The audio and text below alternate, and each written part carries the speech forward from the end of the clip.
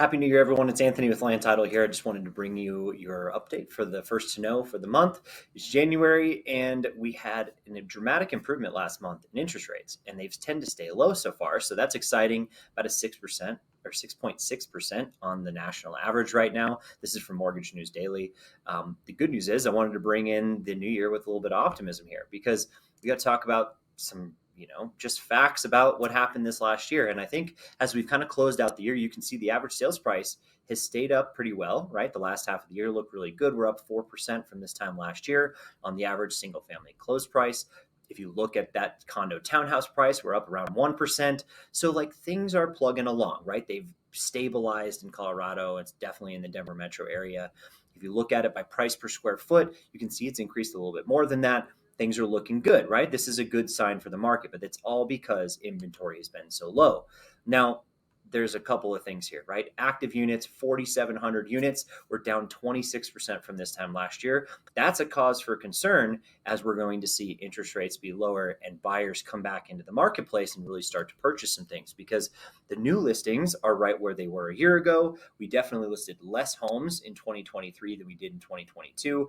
Things have slipped off because that seller appetite is very low because if they sell a house, chances are they probably have to buy one too, right? So when we see that, we're going to see this artificially low inventory levels until sellers come back to play. Now, with our buyers, what does that mean? Well, we had this huge muted buyer response last year, right?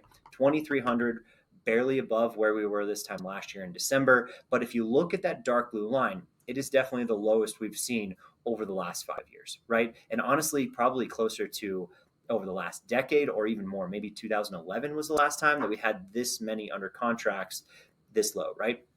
That being said, there's only 1.4 months of inventory, and this is a strong seller's market in that respect. So that's what's kept these prices elevated and kept them stable, even though we haven't had the buyer demand. Now, the average days in MLS is only slightly below where it was this time last year because of that inventory shortage, right? Even though we don't have as many buyers out there, we definitely have enough to kind of keep the status quo. Now, this is going to increase one more month into January, and then you're going to see it pick up for that spring market.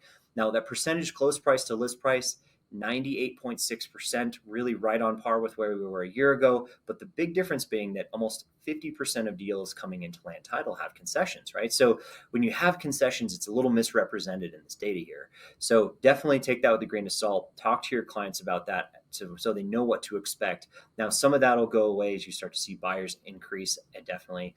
But when it's not competitive, buyers are still holding those cards, even though inventory is low. So going into 2024, be mindful of the inventory. Definitely get your buyers out there and shop early and often because I think they're going to be well rewarded for purchasing before the rest of everybody comes back to this market, maybe fall or beginning of 2025. So don't forget to like and subscribe to the video.